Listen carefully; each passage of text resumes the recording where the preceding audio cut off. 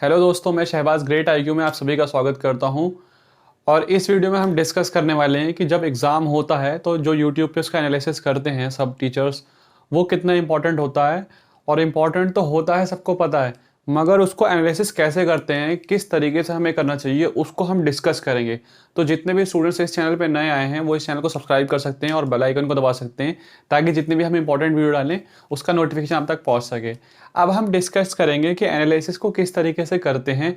जब एग्ज़ाम के रिव्यू लेते हैं, एग्ज़ाम के एनालिसिस चलते हैं, तो हमें कैसे करना चाहिए कि हमारा आउटपुट अच्छा आ जाए और एग्ज़ाम में थोड़ा फ़ायदा हो सके। एग्ज़ाम का जब एनालिसिस होता है ना, तो वो बस एक आखिरी अस्त्र होता है हमारे पास, जिसको हमें चलाना होता है। मेहनत भी कर ली, डिसिप्लिन वगैरह सब कुछ कर लिया, बस एग्ज़ाम का एनालिसिस वो आखिरी अस्त्र है, जिसको अगर हम ढंग से और अच्छे तरीके से अगर उसको कर लेते हैं तो हमारा एग्ज़ाम में थोड़ा सा इंक्रीज़ मार्क्स हो सकते हैं और हम अवेयर हो सकते हैं। क्योंकि अगर आप एनालिसिस नहीं देखेंगे तो कोई और सा स्टूडेंट देखेगा। बहुत जब वो सारे भी अवेयर हैं तो आप क्यों अवेयर ना हो उससे, क्यों छोड़ें। आप भी इस एनालिसिस को देखिए, ढंग से देखिए, ठीक है। अब करना कैसे कैसे उसको मैं समझाता हूँ आपको। सबसे पहले जब जीएस का एनालिसिस करना है, जीएस का, तो आपको क्या करना है। जैसे फर्स्ट शिफ्ट हुई, मान लो first shift, second shift, third shift. अब होता क्या है, जैसे फर्स्ट, सेकंड, थर्ड, ठीक है, ये फर्स्ट डे की हो गई, फर्स्ट डे वाली, ठीक है। अब ये सेकंड डे वाली, सेकंड डे की, फर्स्ट, सेकंड, थर्ड। अब ऐसा नहीं होता है कि ये 6 की 6 शिफ्टें अलग अलग होंगी। ऐसा तो हो सकता है कि हाँ, फर्स्ट शिफ्ट थोड़ी हार्ड हो, सेकंड ईजी और थर्ड ईजी हो, ये वाली दोनों हार्ड हो फिर ये ईजी हो, ठीक है। ऐसा तो हो जाता है कि कोई हार्ड कोई, मगर ऐसा नहीं होता कि सारी की सारी ऊपर नीचे हो बहुत ज़्यादा। हो सकता है कि 2 हार्ड होती हैं, 2 ईजी होती हैं, या ऐसा भी होता है, मोस्टली ऐसा होता है कि फर्स्ट डे की पूरी तीनों की तीनों शिफ्टें हार्ड हैं, सेकंड डे की थोड़ी ईजी हैं। इस तरीके से पड़ता है। तो आपका जब भी एग्ज़ाम हो, उससे 2 शिफ्ट पहले, 2-3 दिन की शिफ्टें जो भी होंगी, उसको तो आपको अच्छे तरीके से एनालिसिस करना है। मैं अभी बताऊंगा कि एनालिसिस कैसे करना है। आपका जो स्टडी का काम है ना, वो सिर्फ एग्ज़ाम स्टार्ट होने तक है। एग्ज़ाम स्टार्ट होने के बाद आपको स्टडी का रोक देनी है, ना कोई मॉक टेस्ट लगाना, कुछ नहीं करना। सिर्फ एग्ज़ाम्स को एनालिसिस करना है कि वो जो क्वेश्चंस पूछ रहा है ना, वो क्वेश्चंस कहाँ से पूछ रहा है, और लास्ट के टाइम पे मैं ऐसे क्या चीज़ पढ़ूँ जो मेरे एग्ज़ाम्स में नंबर बढ़ जाएँ। तो जब एग्ज़ाम स्टार्ट होता है तो स्टार्टिंग में जो शिफ्टें होती हैं, उसका एनालिसिस आपको अच्छे तरीके से करना है। मान लो फॉर एग्ज़ाम्पल एक एग्ज़ाम है, वो एक 1 तारीख से लेकर 15 तारीख तक चलता है, ठीक है। अब आपका पेपर 15 तारीख को है, तो आपको क्या करना चाहिए। आपको फर्स्ट और सेकंड और थर्ड, जो शुरू के 3 दिन की होगी शिफ्ट का एनालिसिस अच्छे तरीके से करना है। एनालिसिस तो वैसे आपको सारे दिन का अगर कर सकते हैं तो ज़्यादा अच्छी बात है, अगर मगर नहीं कर सकते तो आपको फर्स्ट की जो 3 दिन है इनका पूरी पूरी शिफ्टों का एनालिसिस, और अगर 15 को पेपर है आपका तो 13, 13th की शिफ्ट और 14th की शिफ्ट, 2 दिन का एनालिसिस आपको अच्छे तरीके से करना है, बहुत ढंग से, बिल्कुल ठीक है। तो यहाँ तक तो समझ ले। अब क्या करें, अगर किसी का फर्स्ट शिफ्ट में जो होता है वो बिल्कुल ऐसे समझ लो कि ओपनिंग बैट्समैन है, उसको नहीं पता कि कौन सी बॉल आने वाली है, बाउंसर आएगी क्या आएगी, उसको कुछ नहीं पता। उसको देख के सारे बच्चे फिर आइडिया लगाते हैं कि क्या चल रहा है क्या नहीं चल रहा, ठीक है। तो फर्स्ट डे शिफ्ट का तो कोई रूल ही नहीं है यहाँ पे एनालिसिस करने का। सेकंड वाले को भी इतना टाइम नहीं मिलता, थर्ड वाले से शुरू होता है टाइम। थर्ड शिफ्ट के बाद वो, क्योंकि थर्ड वाले को इतना टाइम होता है, वो फर्स्ट शिफ्ट को देख सकता है। अब एनालिसिस कैसे करना है हम उस प्रोसेस को समझ लेते हैं। जीएस की बात करते हैं। मोस्ट प्रोबेबली ऐसा हो सकता है कि जब एग्ज़ाम स्टार्ट होगा तो खुद एनालिसिस मैं करने जाऊंगा, और जीएस के तो एटलीस्ट मैं वो क्वेश्चन कलेक्ट कर लूँगा कि जो क्वेश्चन एग्जाम में आ रहे होंगे, मैं सेंटर चला जाऊँगा खुद ही, और वहाँ से कलेक्ट करके जितना भी मटेरियल जो आपको पढ़ाना है वो मैं उसी time at a time shift के बाद करा दूंगा। मोस्ट प्रोबेबली चांस है मैं खुद अपने फ्रेंड्स को और टीम को अपनी जो भी मैं कलेक्ट करके कुछ बना के जब एग्ज़ाम होगा लेके जाके वहाँ से आपके लिए रिव्यू लेके आऊँगा, बिल्कुल बेस्ट जो होगा, जेन्युइन, बिल्कुल ठीक है। ताकि कुछ क्वेश्चंस ऐसे नहीं होंगे जैसे अदर्स यूट्यूबर्स क्या करते हैं, कुछ भी क्वेश्चंस भेजते रहते हैं, कुछ भी क्वेश्चन बता दिए जो होते ही नहीं है। बच्चा कंफ्यूज हो जाता है, बच्चे को लगता है कि ये क्वेश्चन ना इतने ईजी, होते कुछ और है, दिखाते कुछ और है, ठीक। तो मैं कोशिश करूंगा कि मैं वहाँ से रिव्यू लेकर आऊँ। मगर फिर भी अगर जीएस के जो मैं क्वेश्चन आपको बताऊंगा, या किसी और यूट्यूबर्स के आप देखते हो, किसी के भी जो आपका फेवरेट है, ठीक है, तो जीएस के जो क्वेश्चन है, आप मान लो एक क्वेश्चन आपका देख लिया आपने, फर्स्ट शिफ्ट में आ गया आईपीएल से, आपने नोटिस कर लिया, ठीक है। सेकंड शिफ्ट में भी आ गया आईपीएल से, कोई और क्वेश्चन थर्ड शिफ्ट में आ गया आईपीएल से, तो आपको समझ लेना है कि हाँ, वो आईपीएल पे फोकस कर रहा है, इसमें से क्वेश्चन पूछ रहा है। अब रेलवे में एक चीज़ अच्छी है, वो क्या करता है कि वो एसएससी की तरह नहीं है, बिल्कुल अनप्रिडिक्टेबल चीज़ें फेंकता रहता है, ठीक है। रेलवे के आरपीएफ के पेपर उठाओ, डाउनलोड करो गूगल से आरपीएफ के पेपर, हर पेपर में आपको कंट्री के जो कैपिटल होती है और करेंसी वो पूछ रही है, ठीक है। आरपीएफ का जब एसआई का पेपर हुआ था, जब से स्टार्ट हो गया था कंट्री की और करेंसी जो था, ठीक है। तो अब क्या है, वो सब अब आपको पता चल गया, जब कंट्री और करेंसी पूछ ही रहा है तो याद कर लेते हैं, जितनी कर सकते हैं मैक्सिमम, क्या पता हमारे यहाँ फंस जाए, ठीक है। तो कंट्री और करेंसी जैसे पूछा था वैसे। अब बात करते हैं 2018 में, जब आपका ग्रुप डी हुआ था, पीरियोडिक टेबल सबको पता है, हर शिफ्ट में भर भर के पीरियोडिक टेबल से पूछा था। शुरू की शिफ्ट में पता चल गया था कि हाँ पीरियोडिक टेबल से क्वेश्चंस आने वाले हैं, तो पीरियोडिक टेबल याद कर लेंगे। तो यहाँ पर हमें एडवांटेज मिल जाएगा, अगर 1-2 शिफ्ट बाद हमारा पेपर होगा तो हमें पता चल जाएगा कि अगर आईपीएल से पूछ रहा है तो आईपीएल का हम अच्छे तरीके से एनालिसिस कर लें थोड़ा सा, अगर वो एशियन गेम्स से पूछ रहा है तो एशियन गेम्स से, ठीक है। इसी तरीके से हम जो है समझ सकते हैं, पीरियोडिक टेबल में से अगर वो पूछ रहा है 2-3 शिफ्ट में तो पीरियोडिक टेबल पढ़ लेंगे, उस टाइम हमें सिर्फ वही पढ़ना जो एग्जाम में पूछ रहा है, उससे नुकसान कुछ नहीं होगा। हाँ अगर पेपर में फंस जाता है तो बेनिफिट हो जाएगा, ठीक है। समझ रहे हैं आप मेरी बात को अच्छे तरीके से। तो ये है जीएस का, मैं क्वेश्चंस कराऊंगा खुद, और मैं आपको पढ़ाऊंगा अभी उस टाइम की कैसे कैसे आपको क्या क्या पोर्शन करना है, उस टाइम भी बताऊंगा जब पेपर होगा। मगर अभी भी मैं बता रहा हूँ आपको कि जैसे जिस टॉपिक से क्वेश्चंस आता है, अगर आपको वो टॉपिक आता है, मगर मान लो हिस्ट्री की कोई एंशिएंट हिस्ट्री में से, मॉडर्न हिस्ट्री में से कोई क्वेश्चन आता है, आपको लगता है आता है, अच्छी बात है, फिर तो कोई ज़रूरत नहीं है।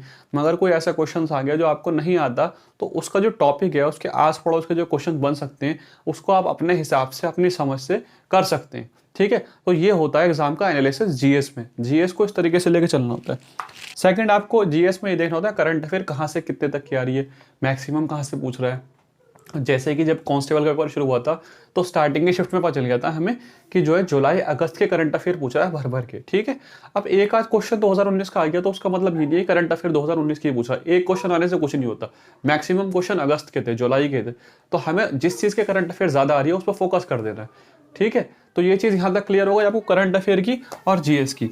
अब मैं बात करता हूँ मैथ्स की। मैथ्स में क्या करना है आपको, मैथ्स में यूट्यूब पे कुछ अच्छे अच्छे टीचर भी पढ़े, वैसे तो फेक भी है मगर कुछ अच्छे टीचर भी है जेन्युइन, जो बिल्कुल एग्जैक्ट क्वेश्चन आपको बताएंगे, ठीक है। अब जब वो क्वेश्चन कराते हैं, कुछ टीचर्स हैं जो बिल्कुल एग्जैक्ट क्वेश्चन कराएंगे मैथ्स के।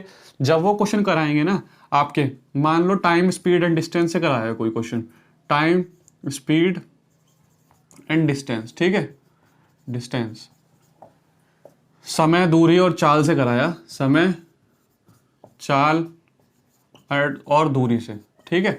इससे कोई क्वेश्चन किसी टीचर ने आपको कराया।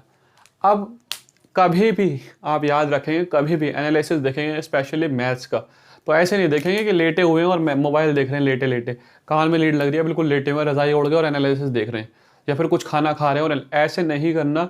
फुल फोकस के साथ आपको कॉपी पेन लेकर बैठना है। जब वो क्वेश्चन कराता है उसके सॉल्यूशन से पहले, टीचर सॉल्यूशन कराते हैं, आपको सॉल्यूशन से पहले वीडियो रोकनी है, खुद करके देखना है। अगर आप कर पा रहे हैं, ऐसे कर पाओगे तो कॉन्फिडेंस बढ़ेगा, आपका कॉन्फिडेंस बिल्ड होगा पेपर के लिए, ठीक है।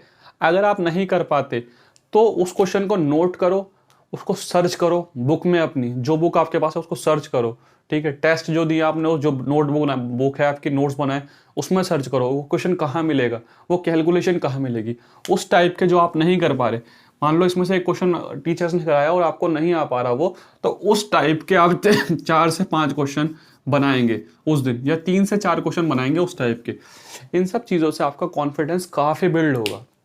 मेरी बात समझ रहे हैं आप। आपको क्या करना है कि जब क्वेश्चन कराएगा टीचर तो उसको खुद करके देखना है पहले कि आप कर पा रहे हैं। ऐसे नहीं करना कि बिल्कुल बस मूवी चल रही है और देख रहे हैं, उसको करना है मेहनत।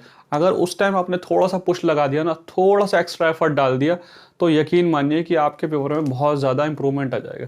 बच्चे क्या करते हैं, एग्जाम का जब रिव्यू चल रहे होते हैं ना एनालिसिस के, तो वहाँ पे मज़े लेते हैं, वहाँ पे इंजॉयमेंट करते हैं कि मतलब हाँ हाँ देखो कितना आसान है, बस देख लेंगे, हाँ हाँ हम कर लेंगे, कोई दिक्कत नहीं है, ये तो हो जाएगा वो हो जाएगा। एक तो आप जेन्युइन रिव्यू देखिए जो बिल्कुल ऑथेंटिक है बंदा, जहाँ सच्चाई है। कमेंट बॉक्स में चेक करिए उस बंदे के कि हाँ कमेंट्स में जो है अगर बंदा सच बोल रहे हैं, बता रहे हैं बच्चे कि हाँ ये सही में क्वेश्चन आए थे, तो उसी के रिव्यू देखिए, उनके ना देखें जो पेपर में आया नहीं और वो क्वेश्चन करा दें, आप उससे तैयारी कर लें, ठीक है। तो यहाँ तक थी मैथ्स की बात। मैथ्स में आपको इस तरीके से चलना है, जो क्वेश्चंस नहीं आते उसको आपको 3 या 4 उस टाइप के क्वेश्चन करने हैं, ताकि कॉन्फिडेंस बिल्ड हो जाए। इस चीज़ों से आप पेपर में अच्छे तरीके से जाएंगे और आपको पता होगा कि हाँ क्वेश्चन किस लेवल तक आ रहा है और हमें कितना आता है, हम ये कर देंगे इस टाइप के। अब क्या होगा जब इस टाइप का क्वेश्चन कोई पेपर में आ जाएगा और डिजिट चेंज होंगे, तो आपको अलग ही कॉन्फिडेंस होगा। आप बोलोगे कि हाँ अभी कल तो करके आया हूँ मैं वाला क्वेश्चन, अब तो मैं बहुत आराम से कर दूंगा, सिर्फ डिजिट ही तो रखनी है, बस ये फर्क आ जाएगा इस चीज़ को। ठीक है, तो बिल्कुल भी आलकसी नहीं करनी, प्रोक्रास्टिनेटिंग बिल्कुल नहीं करना, डिले नहीं करना। जिस दिन एनालिसिस शुरू होंगे वहीं से आपको करना है, बहुत बहुत इंपॉर्टेंट है। ठीक है, अब बात चलती है रीजनिंग की। तो रीजनिंग में आपको क्या करना है, रीजनिंग में आपको ये देखना है रिव्यूज में कि कौन से क्वेश्चन लेंदी आ रहे हैं, कौन से क्वेश्चन हार्ड आ रहे हैं, कौन से क्वेश्चन टाइम टेकिंग है, उनको आपको नज़र में रखना है। ठीक है, रीजनिंग की प्रैक्टिस करना चाहे कर सकते हैं, मगर रीजनिंग में मेजरली आपको उन क्वेश्चंस में नज़र बना के रखनी है कि हाँ इस टॉपिक में से सीरीज़ का क्वेश्चन जो है, जैसे कांस्टेबल का पेपर हुआ, फर्स्ट शिफ्ट के बच्चों ने हम बताना स्टार्ट कर दिया कि सीरीज़ मुश्किल आ रही है, सीरीज़ मुश्किल आ रही है। 27 तारीख को पेपर हुआ, सीरीज़ मुश्किल आई, 28 तारीख को पेपर हुआ, सीरीज़ मुश्किल आई, और ऐसे करते करते सब में मुश्किल आई। तो बच्चों को पता चल गया सीरीज़ मुश्किल आ रही है, तो जब वो पेपर करने बैठेंगे तो हमें पता है कि सीरीज़ मुश्किल आ रही है, तो हमें उस पर ज़्यादा टाइम नहीं देना। मुश्किल आ रही है तो टाइम क्यों देना जब पता है हमें, तो हमें मेंटली थोड़ा प्रिपेयर होना है, थोड़ा आइडिया लगाना है कि हाँ ये सेक्शन में हमें कैसे कवर करना है और ये सेक्शन को कैसे डील करना है। तो इन सब चीज़ों को हम ध्यान में रख के अगर चलेंगे और एनालिसिस करेंगे तो हमारा पेपर अच्छा जाएगा। अब आती है सेकेंड चीज़। ये सब डिस्कशन के बाद बच्चों के माइंड में एक क्वेश्चन आ रहा होगा कि मैंने एनालिसिस किया फर्स्ट डे का और सेकंड डे का, ठीक है, वो शिफ्ट थी इजी, मेरा पड़ गया थर्ड शिफ्ट में और वो पेपर आ गया हार्ड। ठीक है, तो क्या होगा? तो भाई नॉर्मलाइजेशन किस लिए? नॉर्मलाइजेशन किस लिए है? नॉर्मलाइजेशन में आपको बेनिफिट मिलेगा, तो बस मैक्सिमम तो कोशिश ये करो जितना हार्ड आएगा उतना फ़ायदा मिलेगा, आपको नुकसान नहीं मिलेगा उस चीज़ से।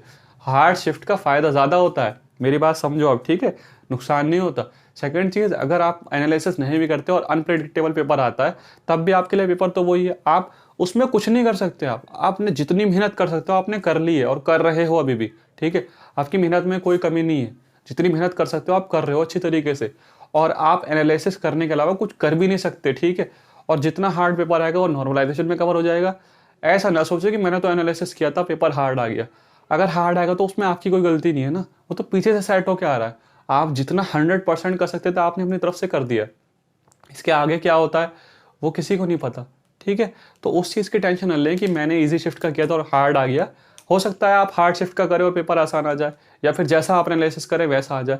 तो बस इस वीडियो का मकसद ये था कि एनालिसिस जब स्टार्ट होंगे, जब रिव्यूज़ स्टार्ट होंगे, तो आपको सिलेक्ट करना है कि मुझे किस चैनल का रिव्यू देखना है, किसका नहीं देखना। ऑथेंटिक चीज़ें देखिए, ऑथेंटिक टीचर्स चुनिए, ऑथेंटिक बुक्स चुनिए, जो अच्छे हैं, जो चीज़ ऑथेंटिक सच्चाई पे है उसको देखिए। ये ना देखें कि कौन सा बड़ा है, किस पे ज़्यादा पब्लिक है। भीड़ की तरफ ना जाएं, क्वालिटी की तरफ जाएं। ठीक है, अपनी जो क्वालिटी है उस पर जाएं, क्वांटिटी पे ना जाएं। तो बस इस वीडियो का मकसद यही था। काफ़ी सारे बच्चे पूछ रहे थे कि एग्ज़ाम जो एनालिसिस होता है उसको करना कितना इंपॉर्टेंट होता है और किस तरीके से करते हैं। तो ये मेथड था, आप इसको फॉलो कर सकते हैं। जिन स्टूडेंट्स को ये वीडियो समझ में आई है और उन स्टूडेंट्स ने चैनल को सब्सक्राइब नहीं करा है वो सब्सक्राइब कर सकते हैं, इस वीडियो को शेयर कर सकते हैं ज़्यादा से ज़्यादा। ठीक है, ताकि थोड़ा सपोर्ट मिले चैनल को। साथ ही अगर आपको लगता है कि ये कुछ हेल्पफुल रहेगी, या फिर आपको लगेगा कि हाँ ये टेक्निक काम कर रही है, तो एग्ज़ाम के बाद भी आप कमेंट करके बताना ज़रूर इस वीडियो पे आके कि हाँ इस वीडियो ने आपको कुछ हेल्प मिली थी और आपके आगे आने वाले टाइम में थोड़े बहुत मार्क्स बढ़े। ठीक है, फिलहाल आप अपनी स्टडी करते रहिए, कोई प्रॉब्लम होती है मुझे कमेंट कीजिए ताकि मैं आपकी मदद कर पाऊँ। मिलते हैं अपनी नेक्स्ट वीडियो में, तब तक के लिए bye, all the best, take care.